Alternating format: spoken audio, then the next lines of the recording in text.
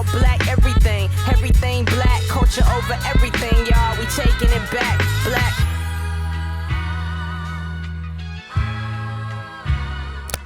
Welcome to Left to Black. I'm your host, Mark Anthony Neal. We're here at the John Hope Franklin Humanities Institute, and we're joined by Professor Blair LM Kelley, who is the Joel R. Williamson Distinguished Professor of Southern Studies at the University of North Carolina at Chapel Hill. We won't hold that against her because she is a Duke alum. She's also the director of the Center for the Study of the American South. She's the author of Right to Ride, Streetcar Boycotts and African American Citizenship in the Era of Plessy versus Ferguson, published by UNC Press 2010. And she's joining us here today to talk about her new book, Black Folk, The Roots of the Black Working Class. Of Black Folk, our friend Mike Eric Dyson writes, Black Folk is a revelation. Indeed, one of the most important works of history to come across my desk in a long time. Far from a small, nameless, and faceless group, the Black working class has been and continues to be the very heart of dignified working America and the animating force behind so much of our unique American culture. How are you doing, Professor Kelley? I'm doing all right. I'm still here. So tell us about the journey to this book, right? Because this is not just you writing as a historian. Yes. Right. This is also personal, right? This is your folk. Yes. that you're talking about. Yes. So talk a little bit about the journey to this book. So I was approached about the idea of writing a book about the Black working class. Mm-hmm. And at first I thought, well, I'm not a labor historian. That's not exactly how I approach. I really think of myself as an African Americanist in general. Maybe I'm not the right person. But as I talked about the possibilities of the project and the sense that I could turn it into what I thought, really a reflection of the way that I think of the Black working class, I centered my family in how I thought about it. I always think about my family when I'm thinking about Black history. They are always my touch point. And so it's been a silent touch point for so much of it. And here, because I was writing for trade, because it had to have that personal touch, because it had to have that warm voice, I thought, well, why not? Why not start with the stories that my mother, my grandmother, my grandfather, my father shared with me? Why not censor them? They're not extraordinary people, they're pretty ordinary. But that ordinariness tells you a lot about the Black experience and how extraordinary the experience as a whole really is. I mean, to your point, this is not a Joe Trotter book. No, it's not. Right, and you're really playing with this idea that we have in our head about working class people, right? Yes. And we tend to reduce them to the jobs that they do. Yes. As opposed to the people that they are. I was struck, there's a line in the book where you talk about, I'm not talking about, these black folks didn't think about the jobs that they have. That was not their whole life. Mm-hmm. It was who they are in the communities that they exist and the relationships that they have. For you as a historian, right, making this transition from writing a book of scholarship to trade, what was that process for you in terms of storytelling, really? So I've always loved storytelling. My favorite books to read are novels. Secret is that I wrote poetry in undergrad. I did not know that. I took 2 courses with Rita Dove. I had to, submit poetry to get into her course at the University of Virginia. And so I've always loved the lyrical. And for me, the history and that piece of it aren't separate. So in sitting with and learning from Rita Dove, you learn the intense research, the historical research that she put into a poem, a line, a stanza. And it always sat with me that the beautiful choice of word could be informed by the archive. And so that's what I really wanted to do. And so I love to write, and the chance to do this kind of writing that you get told not to do as a historian over and over again. You get punished for doing. Punished for doing. There were people who, when my tenure case came up, said that Right to Ride had parts that were too artful and needed to be more straightforward. I mean, because you know, we're in this moment now, and I almost want to say, thankfully, I'm not a historian. You're not. but there are all these social media debates now taking place, you know, between historians about the value of public history. Yes. How do you feel about those debates? I mean, for the most part, I can tell from the book that you wrote, you don't really care. Yes. Well, for me, what's powerful is the call on my life. The call to really write so that everyday people who are not academics can read, want to read, feel drawn to read what I have written. You know, you were asking me before we started recording about my tour, and one of the places I went was to the SEIU in Chicago. Oh, wow. Which is, you know, Labor union. Labor union, and it was a room full of mostly women workers, some you know, postal worker organizers, but it was everyday people, and they understood what I was talking about because it was their life experience. It still resonated with the ways in which they move in the world, resonates with how they came to know their families. There was a woman who came up to me afterward and she said, "Why are you signing this book?" And I said, "Well, because, you know, then you can have it as a collector's item. You know, that's what people think, that someone's value, you know, has value in their signature." And she said, "I've never been to a book talk in my whole life." Wow. And, you know, she was 60-some years old. Wow. But I know that she can take that book that I handed her and read it and see herself reflected.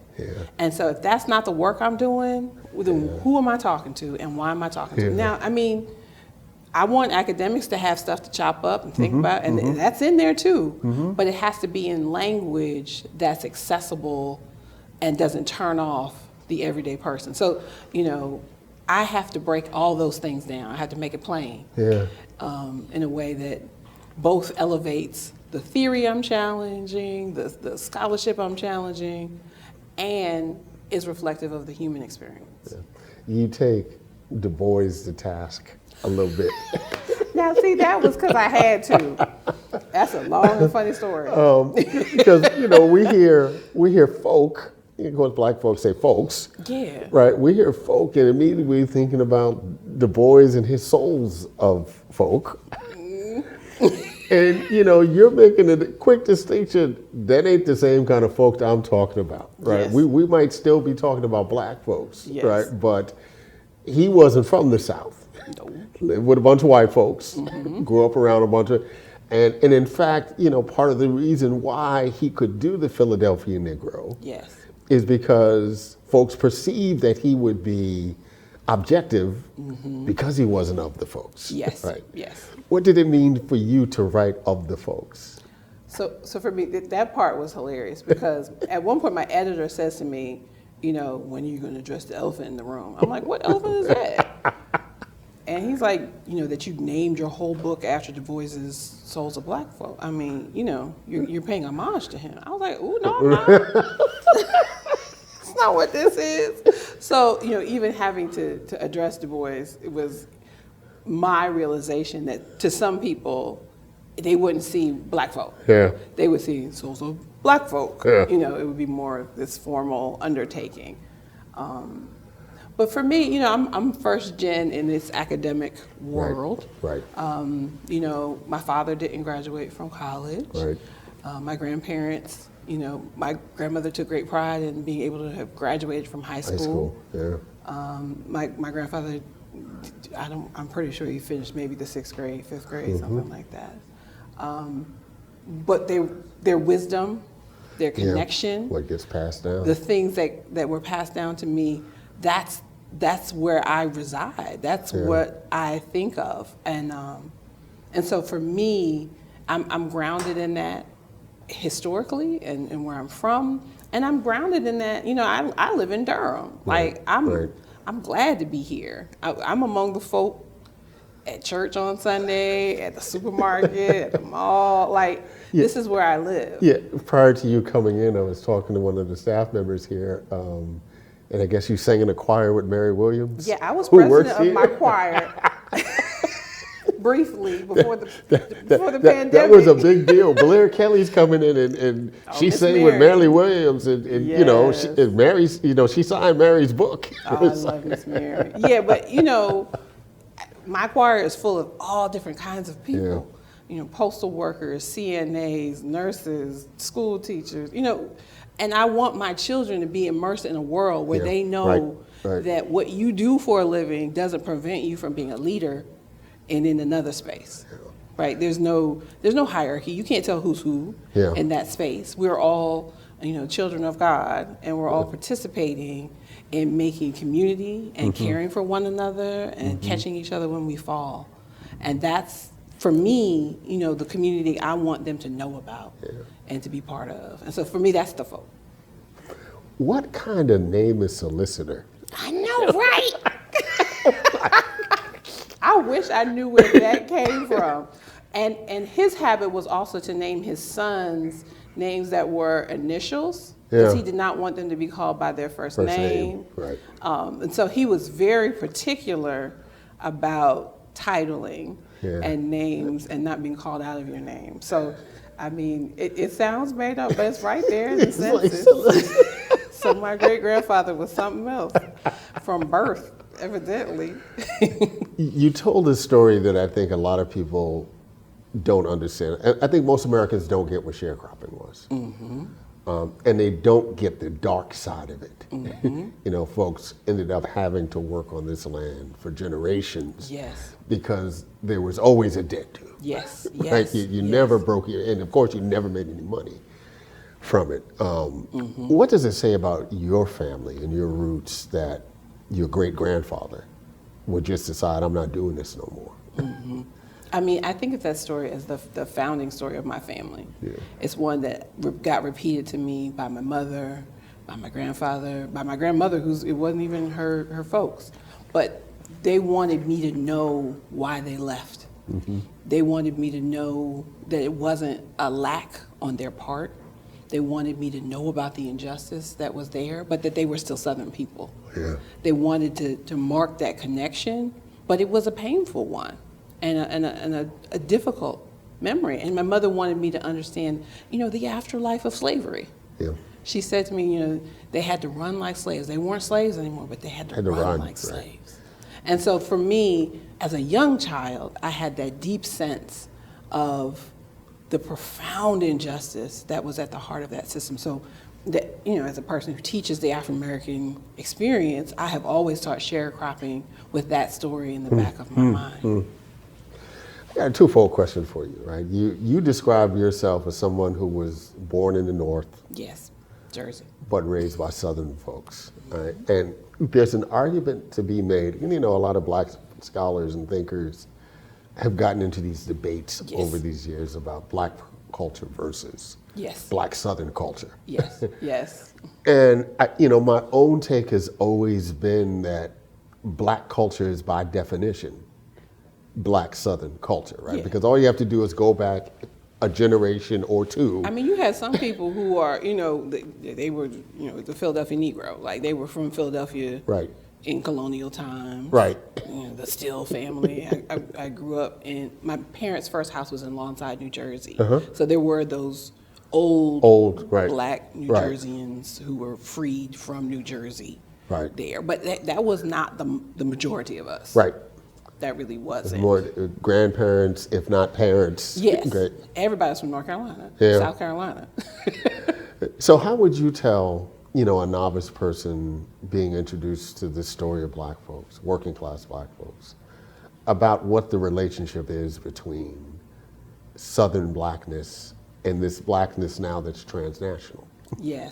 I think what's powerful is that we have to start thinking of the South as existing in other places outside of the South because of the way in which Black Southerners carry their culture and the ways in which they stay connected.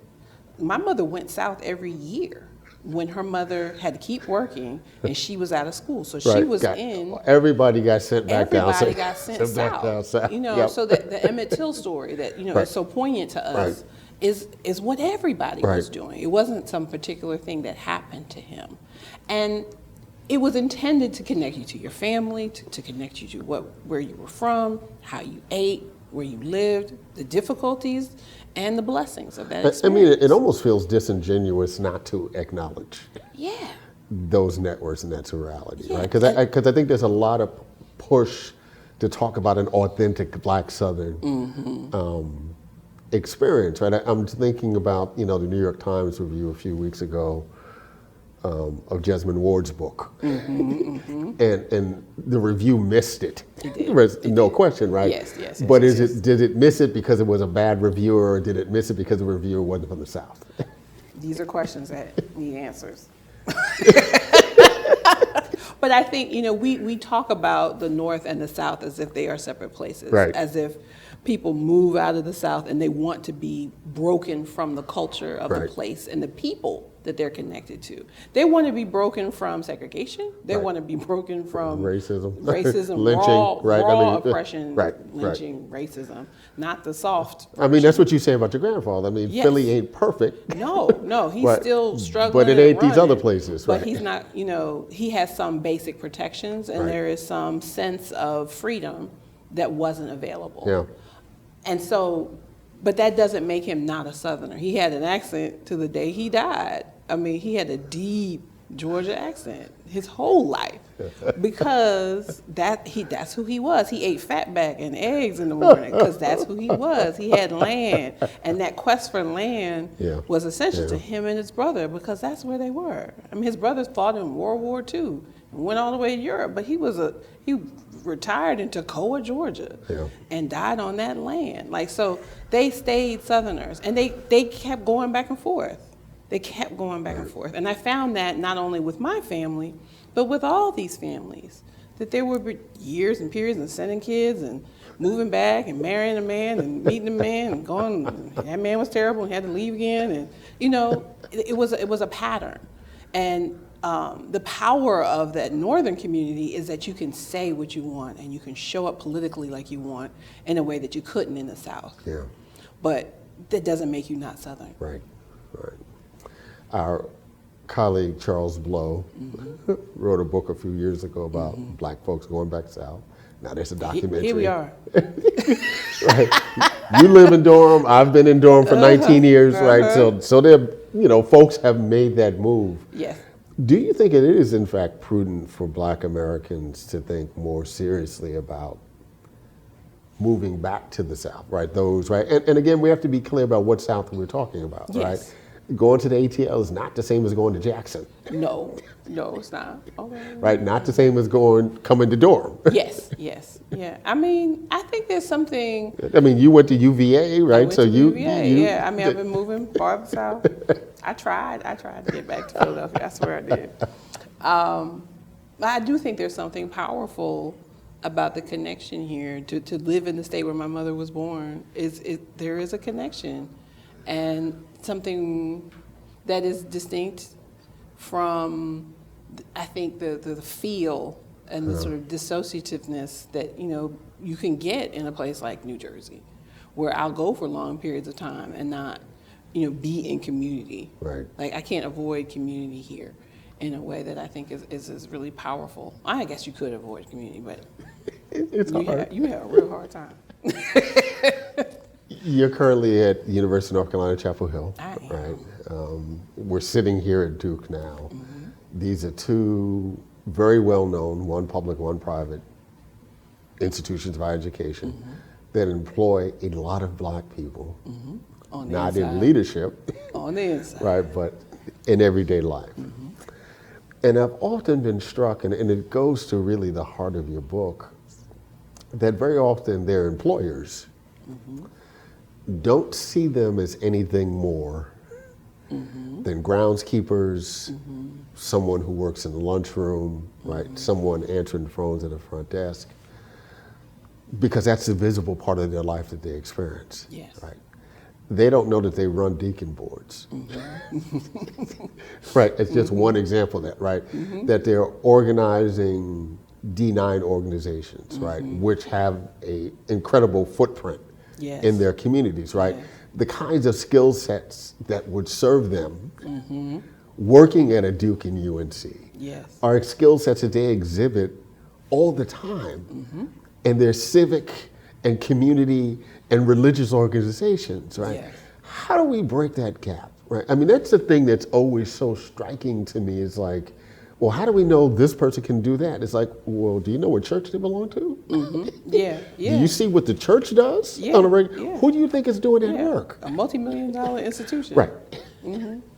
I think what's powerful is making sure that there are more of you and me in leadership positions to recognize To them. recognize that, yeah. Because I think that's the missing piece. There will always be that gap, and there will always be folks who cannot recognize and cannot see past the surface thing that appears to be so different, and to see the skill, the talent, the innate vision that working people can have within these institutions. And so that leadership gap, I think, is also going to always be a problem until we correct that piece of it. Kelley is currently the Joel R. Williamson Distinguished Professor of Southern Studies at the University of North Carolina, Chapel Hill, and the Director of the Center for the Study of the American South, the first Black woman, let's give it up, to serve in that role in the center's 30-year history. You are the first Black woman I am. to hold that position. How are you processing that? It's been something. It's been something. You know, when I was in graduate school here, I never would have thought of myself as a person who did Southern studies because it was a code for not Black. Right? Right. And if you were an African American, that's what you said you did. And if you worked on the South, that was cool. Right. But when people were talking about studying the South, for some interesting reason, they meant not Black people. Right. People who were writing about Faulkner. Yes. Right. Yes, or writing about, politics Right. prior to Black people being included, having a South where Black people are not actors, Right. Make no impact on their environment, where you can teach a whole semester about the Civil War and Reconstruction and never mention Black people. Well, of course, I took at UVA. I kept waiting. I did so badly in that class because I was like, what are we talking about? In the coming of the Civil War, and you never mention a Black human. Wow. And so for me to be in that seat is such a powerful intervention in that process, an intervention that's been happening. You know, you mentioned Bill Ferris, who for a long time was in that seat, and of course he had made such an impact in folklore of really elevating the art of the African American South, the Black South, in really powerful ways, and just a career of interventions. But he was the exception for a lot of folks, and there's still people who, can write a long time without mentioning Black person who do Southern things. So I do think it's past time to not do that, and to break that exercise. I'm excited to see some scholars who are plumbing their white past for those Black people, for the violences, for the silences, for those things that have to be brought into the conversation. So I think this is at an interesting turning point in the ways in which we can study the South, broadly written, not just about Black people, but just Native folk and Asian folk and all kinds of people who have been here for a very long time, who affect the way that we should think about this region. The places I went to talk about my book, and one of the places I went was an event at Morehouse that brought HBCU students together. How many of your families are working class? They all said, looked at me, and they're like, oh, we're middle class. Right, exactly. We're middle class. And then I started asking about professions, and many of them were working class professions, but we don't think of ourselves in those terms, and we don't want to be associated with those things. This history reminds us that our success is built on the backs of working class people who had vision, who had a sense of a broader sense of commitment to one another. And so it isn't a win to get away from that history. It's a win to understand that history and our place in it today. You mentioned, the kinds of intervention that Bill Ferris has made throughout his career. We're also seeing a cadre of Black women historians that are making a tremendous intervention in the academy, in Black studies, in the field of history. How do you come to terms with what we have witnessed really over the last 15 years in terms of the fundamental remaking of fields because of the presence of Black women historians? Right? I'm fortunate here to be at Duke with someone like the Glyph as one example Who's of amazing. that. Right, and we can talk about folks like Martha Jones. I mean, we could Sarah Haley. I mean, we could go on and on about the kind of interventions that have been made. How important has that been for you as a historian, kind of watching all of this, but also participating in this? I was encouraged by the generation before us. I think of Elsa Barkley Brown, for example, a scholar who never got as much shine as she deserved. Right. I mean, of just changing the field, changing the way that we could think about the archive, changing the way that we want to frame the political. The path making that she created for me, of an Evelyn Higginbotham, of I think of Tara Hunter. We were very close in age, but it seems like she's been around. She has been. For I read that years. in grad school. I read To Joy My Freedom. I'm going to call her name in every interview I do about Black folk, because without that book, this book is not possible for us to really think about the lives of working women historically. It was a guide for my first book. It became a guide for my second. So it's just their work that they did, Tavolia's work, so careful in its archival study, so brilliant in the care and the nuance she brings to each and every word. You turn to the back. Sometimes you turn to the back of somebody's book and you're like, I don't know how you know what you wrote. I don't think your sources. But you turn to the back of Tavolia's book. 150 pages of sources. Right. I mean, I'm like, okay, let's go. She's just doing that care giving to the archival for Black women's experiences in ways that are unthinkable. And so I'm just so lucky to be in conversation with these brilliant scholars and to have this space being made for us finally. It's a revelation. Were there stories that you came across in the archive in writing Black folk that shifted how you thought about what the book was going to be?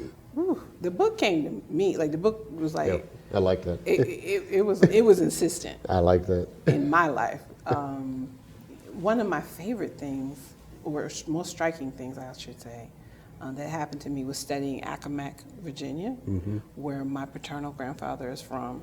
I've known he's from there my whole life. I've known very little about Accomack. I went to school with someone from Accomack, and so that was like the depth of my understanding. And I started to do research on Accomack. I didn't expect to find anything, and I discovered a whole world of organizing, of a generation of young men who came back to their community to organize labor in Accomack, who get attacked, and people attempt to murder them. There's a whole small race massacre that happens in Accomack that I had never been trained to know anything about, had never seen published in any major space, in any history journal. But it was all about what I was writing. It was all about teaching me what labor in a rural place could mean, and the ways in which, even when Black people were shut out of a system that was making some folks wealthy, they learned how to wedge, how to navigate, how to plan it out, and they were killed and attacked for doing so. It lets us know that organizing doesn't just happen on factory floors. Right. That in a place as rural as the eastern shore of Virginia, you have folks who can see how the game is being played, and they wanted to intervene in that. Yeah. And so that, who knew? I just sat with it, and I was like, this book came to me. Yeah. What does Black folk have to teach Black Americans in this historical moment? I think the power of what we come from, that there's nothing to be ashamed about our past. Early on in the process of working on the book, I was working on some document, summarizing things, and an editor stuck in the word menial. And I was like, ooh, that is not what I'm talking about. That's a loaded term. I was like, that's not the word that's going to be anywhere in this whole, it doesn't appear anywhere in the whole book, because that sort of sense that unskilled, menial, this degrading of Black work is a misunderstanding of the care, the skill, the knowledge, the wisdom that Black people brought to their physical labor, and also to the circumstances of their work as a class of laborers. They had wisdom. They walked out of slavery with a wisdom about where they sat in the market. Right.